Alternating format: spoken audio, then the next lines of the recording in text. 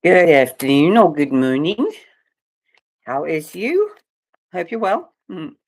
I finished my morning shift. I've had two clients today instead of my normal three. Um, I had my walk in there somewhere, and I've had some lunch, and had to I had to pull the cats apart. They're on the windowsill. They always bicker for the little patch of sun on the windowsill,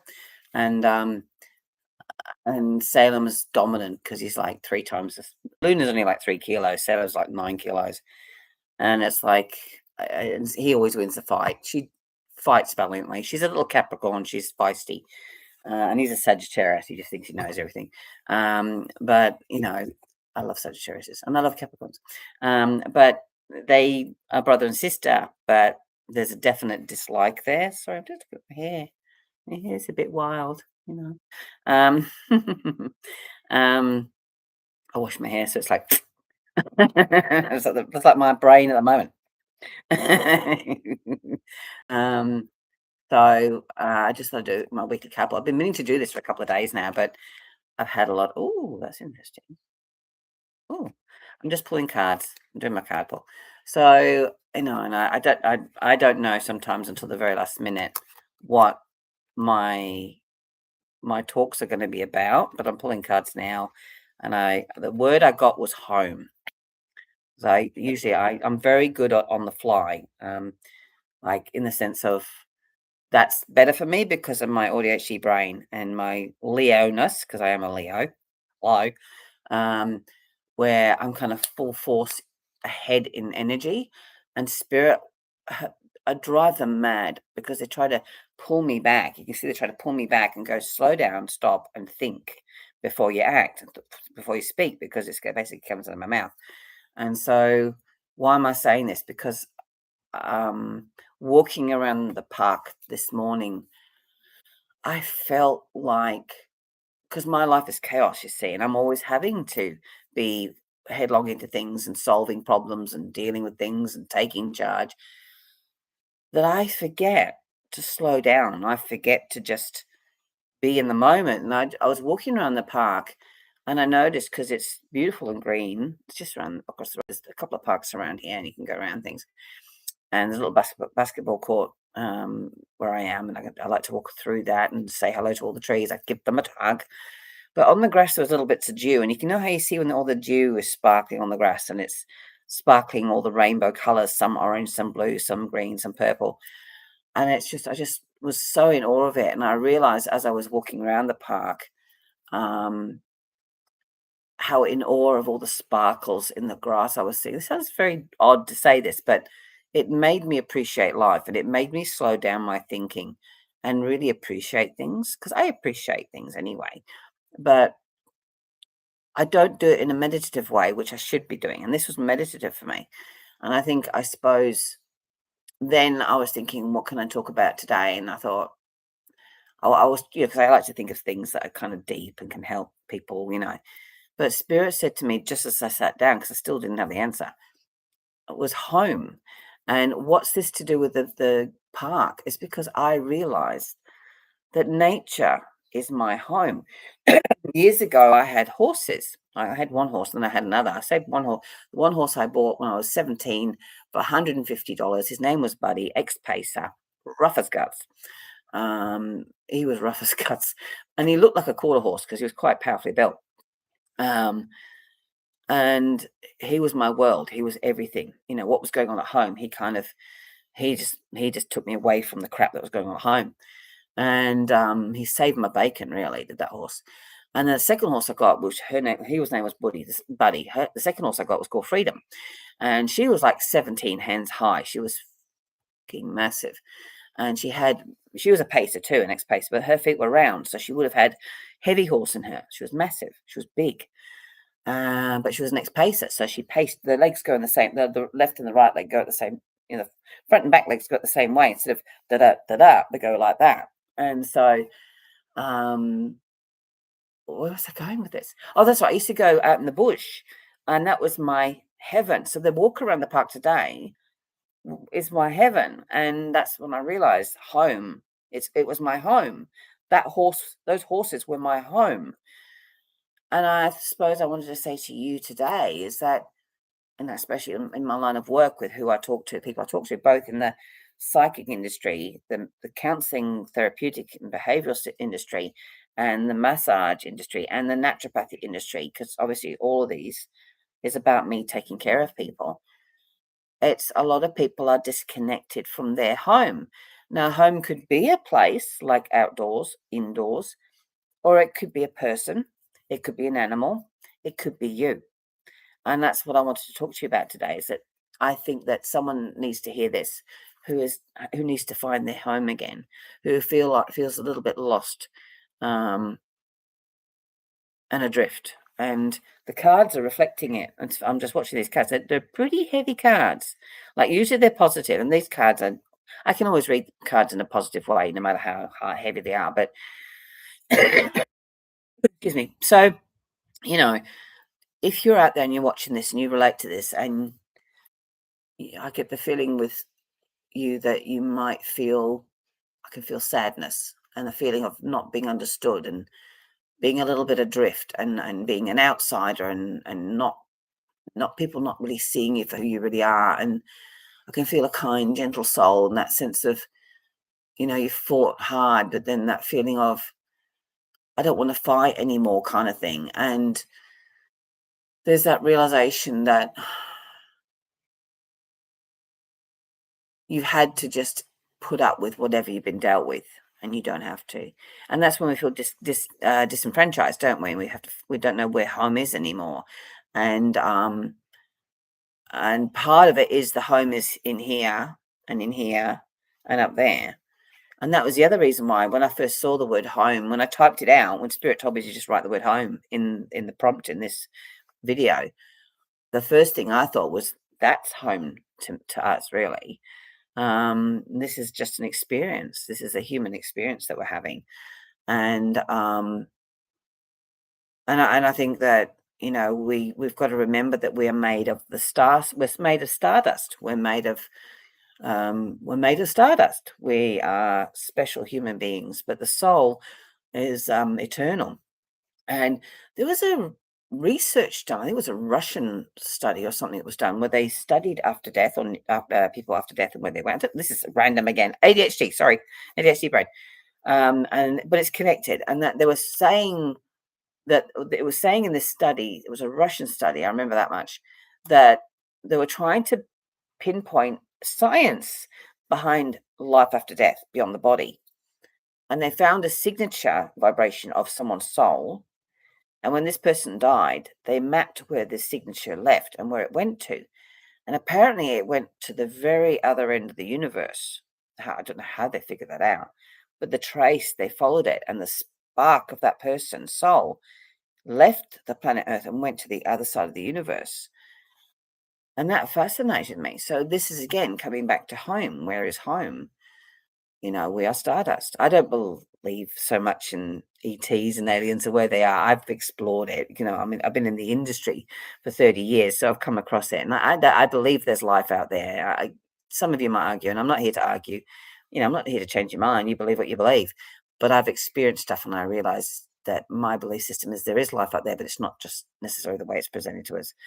It could be a bit conspiracy theory like, but I'm not into that either. But it's to me, it could be dimensional. To me, I see them as other interdimensional, not so much out there, if that makes sense. They're interdimensional. I wonder what that was on my arm for a minute. Was it cockroach? Oh no, it's my tattoo. Sorry, I wonder what it was. I shit myself. So what I'm saying is, meteors that land on Earth and they study them and they've got iron and copper and whatever else they've got in them, and it's just the same as on here on Earth. So we're all kind of, you talk to someone who has lost someone, and it's like like for example, when my parents died, the physical was gone. To me, the funeral would have been too much for me. Do you know what I mean? So I wanted to be there, but I couldn't go because of the trauma I'd gone through. I'd gone through so much trauma, and it was so damaging for me that I couldn't bring myself to do it. And in some ways, I was protecting them because people don't know what went down. So that's another story. But what was I saying here? That when my parents passed, that wasn't vital to me to see the funeral, even though I wanted to go. It was more that because I have a past as a psychic medium, as you know, with look where we're talking now, I knew that their souls were on the other side, and I knew that they would be going back to source, and I knew that they would be going back to a purer version of themselves. And then now I have them around me all the time. I sense them all the time. I smell mum's perfume. I smell my father-in-law's. My father-in-law always smells of my father-in-law's large, big Scotsman, loud Scotsman. Always yelling at you. He doesn't talk. He didn't talk at you. He yelled at you. Yeah, fuck yeah. You want a cup of coffee, hen? Get in the bear hug, lift you up. Yeah. Big character, but he always smells of tiger balm because he used to have tiger balm. So when I smell tiger balm, he's around me. You may relate to this if you have loved ones in spirit. You smell Aunt Jenny's perfume or something, or someone's cooking, or someone used to smoke cigars. When I smell cigars, that's my Uncle Ken. I remind of him. But the point I'm making here is I have my signs and my little signatures of what reminds me that spirit and home is over there, not here, and that my family are actually around me. I don't need to have physical proof that they're gone, even though it's about honoring them. I honored my folks my way.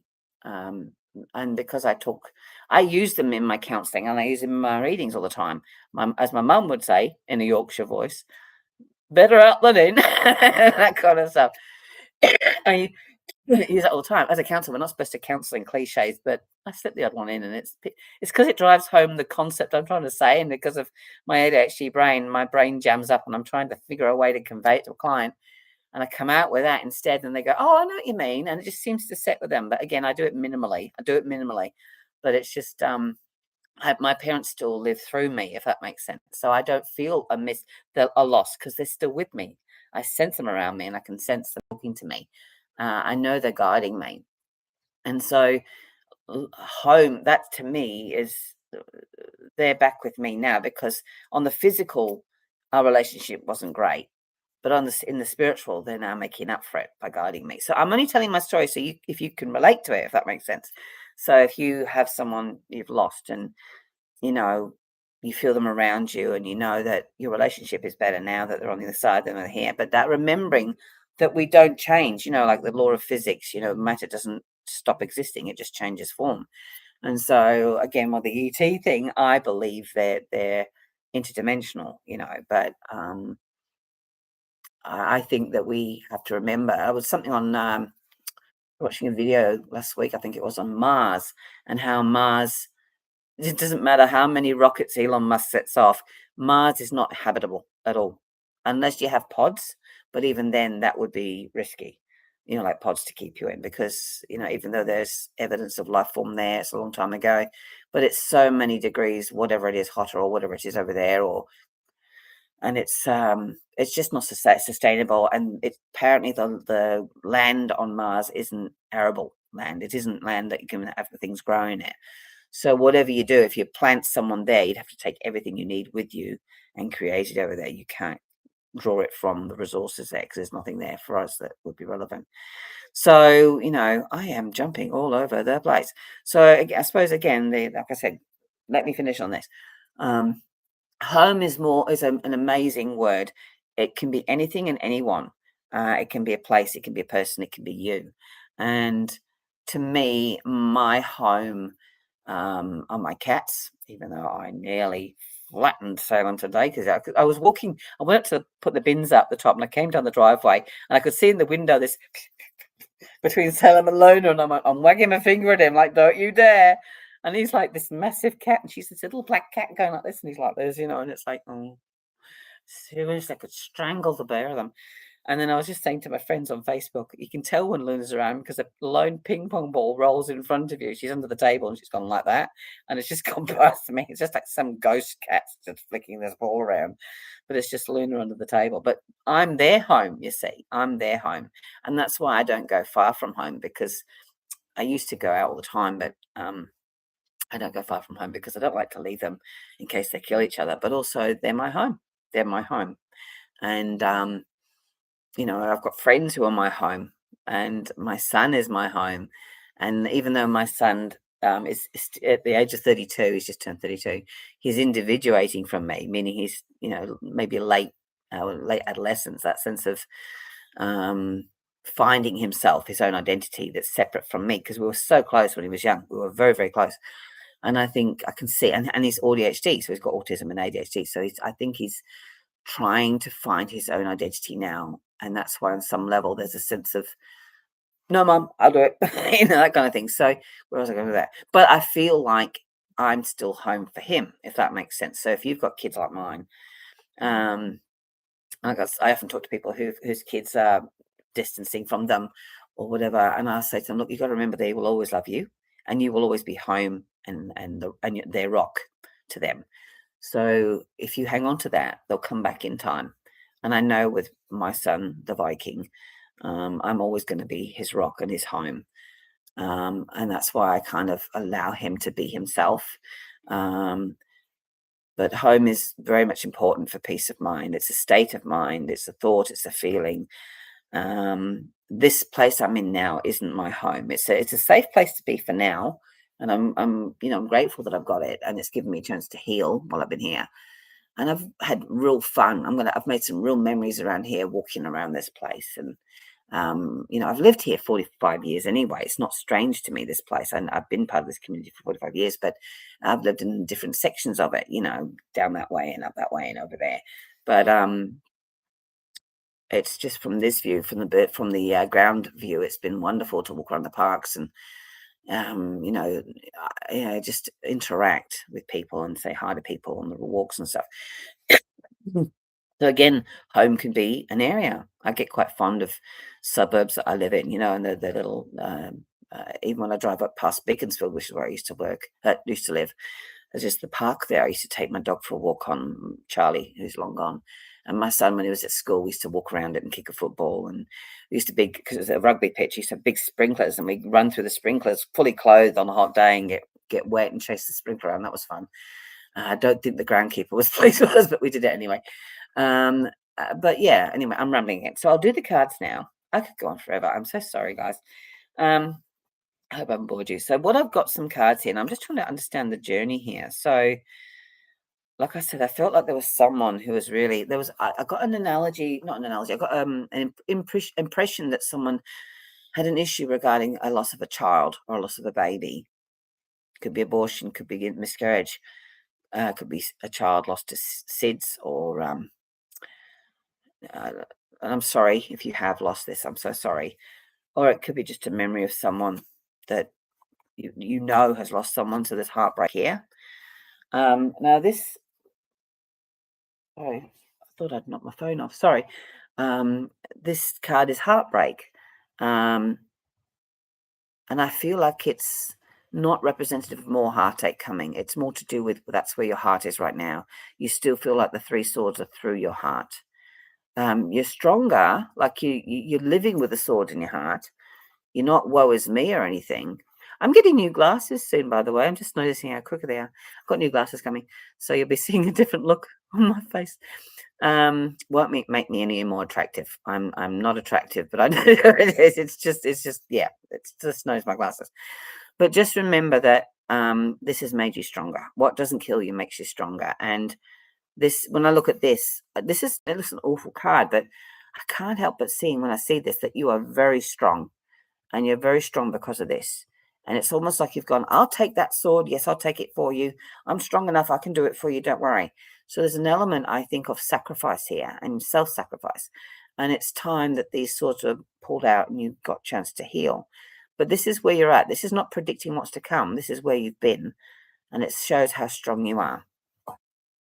Then you've got the Knight of Swords, which is about, sorry, it's a bit hard to tell. The Knight of Swords, which is about standing strong, assertive action, being ready for what's to come next.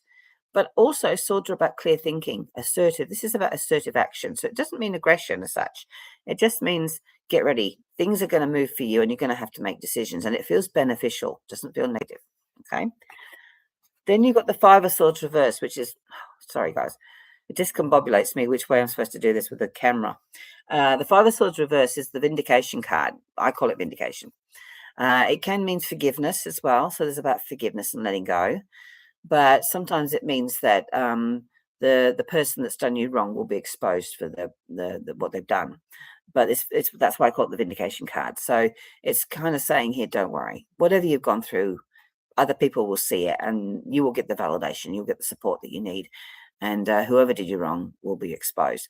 But the forgiveness card is it's also about forgiveness. So once this has happened, it's about releasing it, forgiving it, and having an understanding. And it's not about letting them off the hook. It's just about you not holding on to it, because if you hold on to it, it can hurt you more.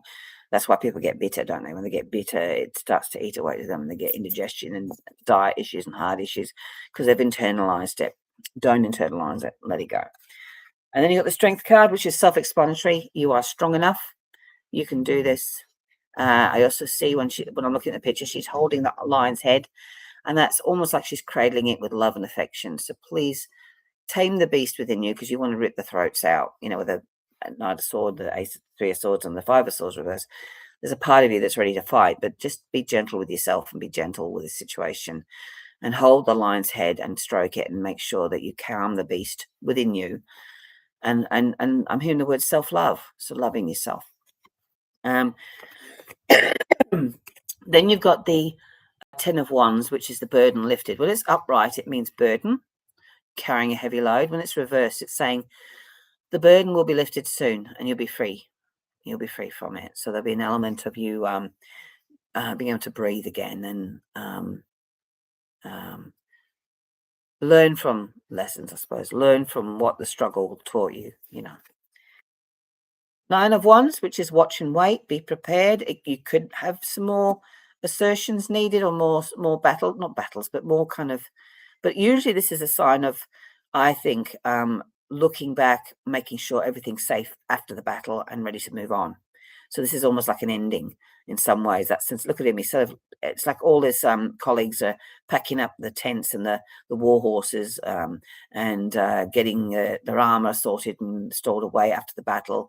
And this little fellow at the back is sort of just keeping a watch, making sure everyone can get away in one piece. So this is kind of saying here, be ready, but doesn't mean you have to fight anymore. Okay, just be prepared. Then you've got the good news coming card, which is the Page of Wands, which is saying good news coming. You're going to hear on the airwaves. You're going to hear information. So the cards here have been talking about your struggle, and I mentioned something about a baby as well, or a child, loss of a child, or maybe it's a loss of a chance of having a child. But what they're saying here, you've been through a lot. All right, the cards are backing this up. They're saying you've been through hell and back. And you feel, on some ways, like the Nine of Wands was saying, hyper vigilant, ready for more. But there's goodness coming. There's goodness. The Page of Wands is basically heralding good news, and it's beneficial, it's positive. See how positive he is? And he's smiling. Well, he's not smiling, but he's kind of going, good news, he. So there's an element of positivity. And wands are very positive. They're about action. They're about making things happen. So this is about, right, you're done with the crap. It's now time to move, because wands are about movement. They're fire signs. So movement, action, more free flowing kind of sense of things freeing up for you, if that makes sense. And then you've got the moon card. Now the moon card can be things that are hidden, psychic ability, emotions, sense of someone's hiding their emotions internally and they're not showing them. Sometimes the moon card comes out when it's to do with timing. So there's a tradesman standing out there staring into my property. I think he's just having a cigarette. So like I said, there's a car park right next door to my unit. So big trucks that park outside, and the truck drivers stand outside and have their lunch and a cigarette or something, and someone's just standing there. He can't see any because it's dark in here. So they're just saying here things are hidden. Could be psychic ability, but there could be timing as well. So the full moon happens every 28 days, right? 28, 29 days. So you've got the full moon is cyclical, right? So you can do timing. This is what our ancestors did. This is why we know about astrology and astronomy. It's because our ancestors used the stars to gauge distances and traveling and cycles and harvesting and what have you. So the moon is very much about cyclical things. And if you're a female and you're grieving a child or the loss of the chance of a child, this is kind of saying here, look at your cycles. Look at the cycles. If you're young enough, if you're of birth, giving childbirth years, look at your cycles. Maybe it's a sign to have a look at your reproductive system with a naturopath, for example, to see if your hormones are in sync and if you can help that.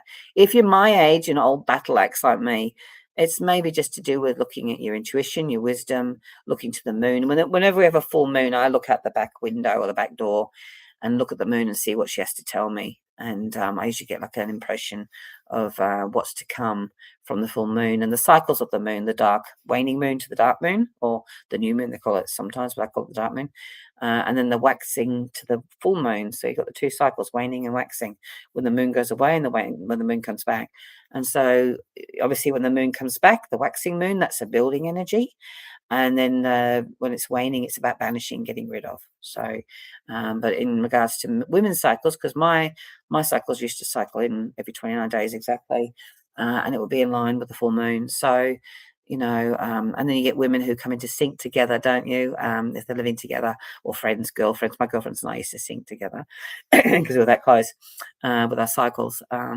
So the moon is a very vital part of our life and existence, and we need it just as much as we need the sun. He's still standing there.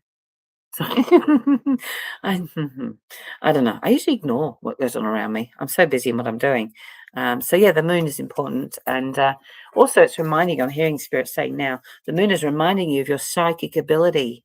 You know, you know. Sometimes you need external input, but trust your own guidance, your own inner guidance. So um, I'm going to go sort out some crates and declutter because I need to declutter because I'm not sure what's going on in my life. So I am preparing and I need to declutter and get rid. I've done a lot of decluttering, but I've accumulated what I've here as well. So, but I will declutter and yeah, and I'm going to do some kettlebells too. I've got my kettlebells out. I hope you're well. Maybe if you would like me to pull a card or a topic and you want me to pull a card for you, which I don't mind doing, it helps me sometimes. Comment below and I might put next week, I might do my weekly YouTube card pull based on your question for you specifically. It may help other people at the same time, but drop it in if you find my page, not my Instagram page, Psychic Witchy type person, but go to Lisa Hodgson Psychic Medium. You will find me under Lisa Hodgson Psychic Medium on Facebook, all right? And this is where this usually ends up because I usually sort of copy and paste this into my Facebook. And you type it in the comments underneath or PM me if you want. And I'll then, say Stacey asked for this and da da da da, and whoever it appertains to, then it appertains to them. I have a cat coming my way. Uh-oh, she's coming. The blind, it's like Jaws. I've got these vertical blinds, and the couch is in front of them, and the blinds kind of float as the cat comes across, and she's coming. She's coming. This one, jeez. I'm going to get climbed on in a minute. I'm going to have to get a cup of tea. I'm going to get a cup of tea and sit down. But like I said, if you want me to pull some cards for you, let me know. The moon is in Aries today. That's why I'm all over the shop because it's kind of in my power. Look at my hair, wild mane. And I'll do a reading for you, and I'd love to do that. And I will try and experiment with makeup on, so I actually look presentable. I don't put it on because it's like I've got all these creases and stuff like that. I don't have the youthful folk that I used to have, but I'm not a vain person. I hope you're well, like I said before, and look after yourselves. We are coming up to a dark moon, I think, next week. So that's probably why my intuition is heightened because I get more heightened during dark moon. Full moon too, but dark moon's more focused. And I might be doing some ritual work, so I hope you do too. And pray for the best in this world and look after, pray that those overseas get helped and protected and saved. There's a lot of pain over there, and my heart breaks looking at what's going on in the world. And we need to get some crap characters out of leadership, I think. Anyway, guys, look after yourselves. Love you all. Okay.